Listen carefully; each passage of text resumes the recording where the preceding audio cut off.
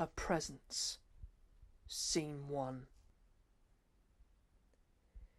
Jamie, 15 years old, tall, well-built with blonde hair, walks up the stairs.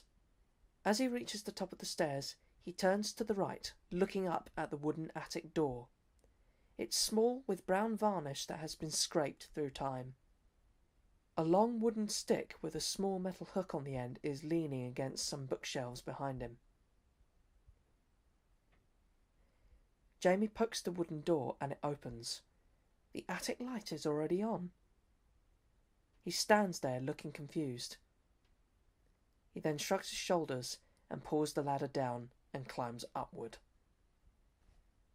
The attic is long but very nicely organised, with all the family's belongings all put away in both sides of the attic, leaving the middle of the carpeted wooden floor empty for the family to walk on.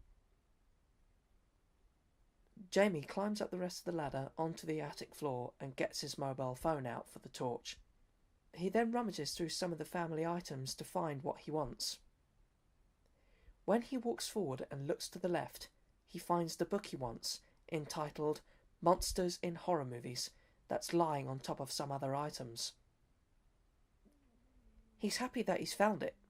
He leans forward to get it, but all of a sudden groans in disgust because he can smell something vile. Jamie even holds his nose because the smell is that bad. He looks all around the room to see where it's coming from, but he has no luck. He quickly takes the book and walks back to the attic door to escape the mysterious pungent smell. Scene 2. Jamie is sitting on his bed with a lap tray, a piece of plain paper and a drawing pencil.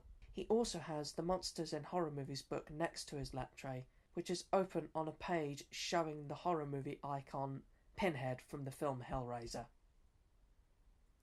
He prepares to draw. As he draws, he then freezes, and his eyes are rolled back in their sockets. On the piece of paper, he starts drawing small circles on the top of the page. At the same time, he's taking in long breaths.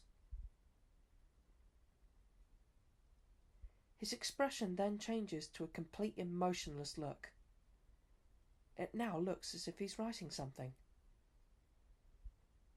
Jamie all of a sudden wakes up from his trance, shaking his head. He looks around the room, looking confused, not knowing of what happened and not knowing what to do. Jamie then looks down at his piece of paper and looks even more confused. On the piece of paper are a load of drawn circles. There is also a sentence that says, "Scene you, come and play." Scene 3. He then all of a sudden hears the sound of the attic door being opened and the ladder being dragged down. Jamie looks up from the piece of paper as this happens. He gets out of his bed and walks toward his bedroom door. He opens his bedroom door and walks through the quiet hallway toward the area where the attic is located. The attic ladder is down on the floor, in position, ready for it to be used. His parents' room is beside the ladder. He's about to knock on the door. He suddenly stops and looks up at the attic, because he can feel something is there. Because he can feel something is there. As he looks up to the attic, the light turns on by itself. Jamie climbs up the ladder. When he gets to the top, he looks to the right, and nothing is in sight, and then to the left. Towards the left, it's the other end of the attic. It is in complete darkness. Jamie continues looking in that direction. He's now smiling, as if he's found something he always wanted. He climbs up to the attic floor and walks very slowly, as if he's in a trance. He walks toward the area that is in complete darkness. The attic light then all of a sudden turns off by itself. It immediately turns back on. Jamie is now no longer in sight. Ending 2. As he looks up to the attic, the light turns on by itself. Jamie climbs up the ladder.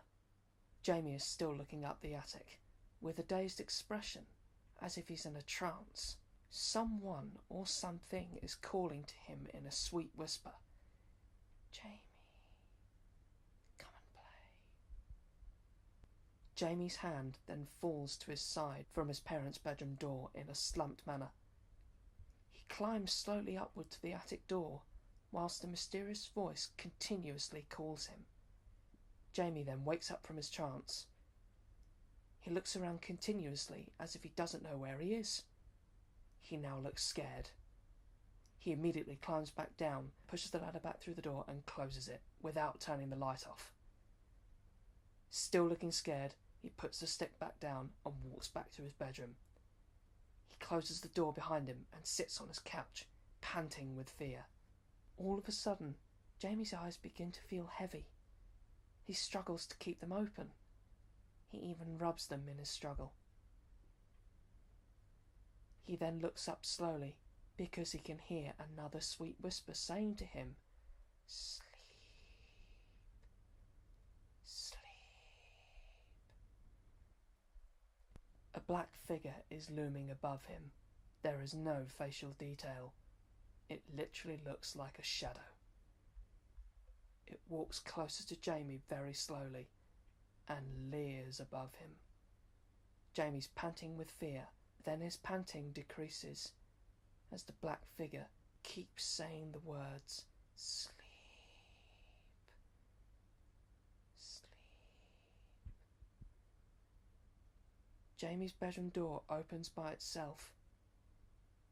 Jamie is no longer in the room, nor is the mysterious black figure.